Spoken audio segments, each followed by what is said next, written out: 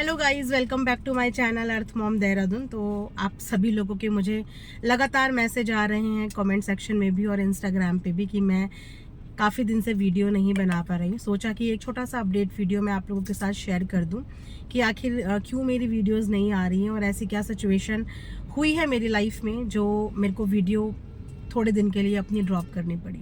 सो 30 अक्टूबर को सुबह 6 बजे मेरे नाना जी जो कि 87 ईयर्स के थे वो इस दुनिया से चले गए।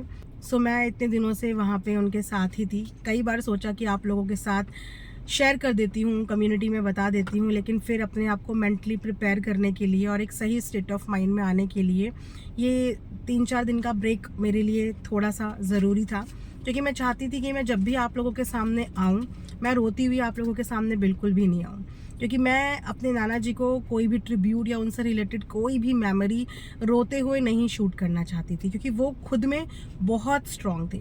मैंने आज तक उनको जब से मैंने होश संभाला है कभी रोते हुए नहीं देखा।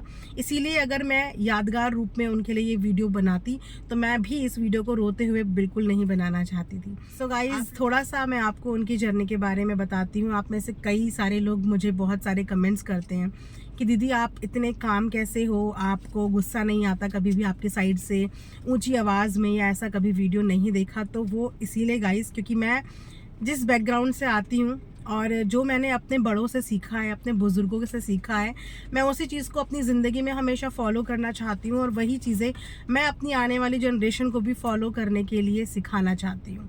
तो मेरे नाना जी एक आर्मी पर्सन थे। मेरा फैमिली बैकग्राउंड मिलिट्रियन ही रहा है, मिलिट्रीज़ के बीच में ही पली बड़ी हूँ और मेरे नाना जी ने भी हमारे इंडिया को सर्व किया है। पहाड़ी उत्तराखंड के पहाड़ों से आने वाले पौड़ी गढ़वाल से एक छोटा सा नन्ना मुन्ना लड़का जिसका सपना था सेना में भर्ती होने का, और उन्होंने अपना वो सपना पूरा भी किया। वो सेना में भर्ती भी हुए, उन्होंने सेना में अपना फ़र्ज़ भी निभाया। 1962 की चीन के साथ लड़ाई, उसमें मेरे नाना जी का योगदान रहा है, उनकी भी एक भूमिका वहाँ पे रही है। उसके बाद 1965 का वॉर हो पाकिस्तान के अगेंस्ट, या 1971 का वॉर हो पाकिस्तान के अगेंस्ट, उसमें भी मेरे नाना का योगदान रहा है। बंगाल इंजीनियर टीम से वो थे। हमारे फ्रंट लाइनर के पीछे जो फ्रंट लाइनर हीरोज़ को राह दिखाते हैं, उनके लिए रास्ता बनाते हैं ताकि वो लड़ाई में जीत सके, वो रोल अदा करते हैं हमारे बंगाल इंजीनियर्स के सिपाही, हमारे बंगाल इंजीनियर्स की टीम। तो उसी टीम के सदस्य थे मेरे नाना जी। वीडियो में आते हुए रिकॉर्ड कर रही हूँ क्योंकि मैं अब वहाँ से वापस आ रही हूँ, और ये एक मेरी भी मेमोरी रहेगी मेरे चैनल पे, और मेरे चैनल की one of the best memory में से ये एक मेमोरी होगी जो मैं कम्प्लीटली अपने नाना जी को डेडिकेट करूँगी। मेरे नाना जी बहुत ही डाउन टू अर्थ पर्सन थे। हमने अपनी ज़िंदगी में उन्हें कभी भी मटेरियलिस्टिक चीज़ों से प्यार करते हुए नहीं देखा। उनको इस दुनिया की चकाचौंध चीज़ों से कभी प्यार नहीं था। वो बहुत सिंपल लिविंग जीने वाले इंसान थे। अपनी 80 साल की उम्र तक उन्होंने साइकिल चलाई है, जहाँ पे वो बढ़िया से बढ़िया गाड़ी अफोर्ड कर सकते थे, जो चाहे वो ले सकते थे, लेकिन उसके बावजूद भी उन्होंने 80 वर्ष तक साइकिलिंग करी है। साइकिल में उनका आना जाना, उनकी साइकिल की वो घंटी आज भी बहुत कुछ याद दिलाती है। आज भी बहुत कुछ याद आता है।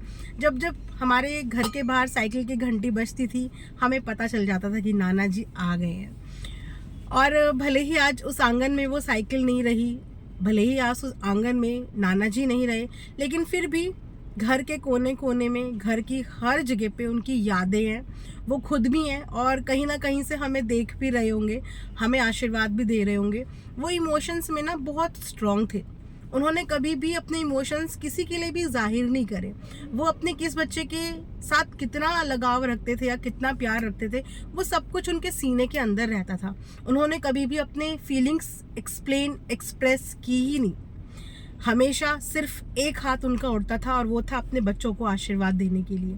हम जब भी उनको प्रणाम करते थे या जब भी उनके आगे झुकते थे तो वो हमारे सर पे हाथ रख के हमें आशीर्वाद देते थे। जब हम पूछते थे कि आप कैसे हो, तो उनके मुंह से सिर्फ यही निकलता था कि मैं बिल्कुल ठीक हूँ, चिंता मत करो, मेरी फिक्र मत करो, मैं बिल्कुल ठीक हूँ। अपनी ज़िंदगी के आखिरी समय तक भी उन्होंने किसी को भी अपनी तकलीफ जाहिर नहीं होने दी, किसी को भी परेशान नहीं किया। हंसते हंसते इस दुनिया में आए थे और हंसते हंसते इस दुनिया से चले गए। वो बिल्कुल हॉस्पिटल जाने के लिए रेडी नहीं थे। वो चाहते थे वो अपनी ज़िंदगी की आखिरी सांसें अपने घर पे ही बिताए। लेकिन इंसान इमोशंस का पुतला होता है। हम अपने आगे अपनों को तड़पता हुआ नहीं देख सकते। हम अपने आगे अपनों की आखिरी सांस तक उसे पाने की ख्वाहिश रखते हैं, और इसी ख्वाहिश में कोई भी इंसान अपने आगे अपने को खोता हुआ नहीं देखना चाहता। लेकिन कहीं ना कहीं उन्हें इस चीज़ का आभास 1-2 दिन से होने लगा था। उनकी बातों में वो बातें आने लगी थी, वो चीज़ें बोलने लगे थे, उन्हें बहुत सारी चीज़ें दिखने लगी थी। लेकिन उसके बाद भी वो घबराए नहीं। वो हर चीज़ के लिए तैयार थे। वो इस दुनिया से जाने के लिए भी तैयार थे, लेकिन खुशी खुशी, बिना किसी को परेशान किए हुए, बिना किसी को तकलीफ दिए हुए। ये थी मेरे नाना जी की जर्नी। इसी के साथ साथ मेरे नाना जी हनुमान जी के बहुत बड़े भक्त थे। जब से मैंने होश संभाला, मैंने उनको हमेशा हनुमान जी की भक्ति करते हुए देखा। उनका वो मंदिर पे ज़ोर ज़ोर से घंटी बजाना, उनका वो फटाफट नहा के आना और उसके बाद ज़ोर ज़ोर से हनुमान चालीसा का पाठ करना। उनकी उस बूंदी के 2 दाने के लिए अगर मैं मंगलवार को नहीं भी जा पाती थी तो बुधवार बृहस्पतिवार तक नाना जी का वो बूंदी को बचा के रखना, हमारा नाना जी के पास जाना, तो उनकी बूंदी के वो 2 दाने जादू का काम करते थे। ऐसा लगता था कि जिंदगी की सारी मिठास इन्हीं 2 दानों में है, और उन 2 दानों को खाकर हम खुश हो जाते थे। इस समय पे मेरी नानी को आप सब लोगों के सपोर्ट, प्यार और पॉजिटिव वाइब्स की बहुत ज़्यादा ज़रूरत है। हालांकि वो बहुत स्ट्रॉन्ग है, हम सब में सबसे ज़्यादा वो स्ट्रॉन्ग है। आखिर वो एक फ़ौजी की वाइफ है, तो वो स्ट्रॉन्ग तो होंगी। जब मेरे नाना इतने स्ट्रॉन्ग हैं तो फिर मेरी नानी स्ट्रॉन्ग कैसे नहीं होगी। अब तो नानी के रूप में ही हमारे नाना भी वही हैं, हमारे लिए नानी भी वही है। सो मेरी नानी के लिए आप लोग अपनी साइड से खूब सारी पॉजिटिव वाइब्स भेजना, और मेरे नाना जी की आत्मा की शांति के लिए ज़रूर प्रार्थना करना कि वो जहाँ भी हो हमेशा खुश रहें, और हम सब पे अपना आशीर्वाद इसी तरीके से बना के रखें। ये एक छोटा सा वीडियो था, और इस वीडियो के माध्यम से मेरे पास जितना भी रेवेन्यू आएगा, इनफैक्ट मेरे इस मंथ का जो भी रेवेन्यू होगा, वो मैं अपने नाना के ही एज के लोगों को, यानी कि वृद्धाश्रम में जाके डोनेट करूँगी अपने नाना के याद में। वो मैं अपने नाना के एज ग्रुप के लोगों के लिए अपनी साइड से एक छोटा सा अपनी नाना की तरफ से दान करना चाहूँगी वृद्धाश्रम में जाके।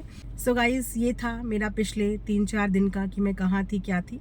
अभी फ़िलहाल मैं ऑन द वे हूँ, और कल तक मैं पहुँच जाऊँगी अपने डेस्टिनेशन पे, और उसके बाद वापस से अपने काम पे। क्योंकि मेरे नाना ने हमें हमेशा से यही सिखाया है कि काम करते रहो, काम के प्रति अपनी ईमानदारी हमेशा रखो। उन्होंने कभी हमें हारना, निराश होना और रोना ये कभी नहीं सिखाया। सिर्फ हिम्मत करो, हिम्मत से लड़ो और काम करते रहो। तो यस, कल से मैं अपने काम पे वापस आऊँगी। सो इसी के साथ ये वीडियो मैं यहाँ पे एंड करती हूँ। जय बजरंगबली, जय हिंद।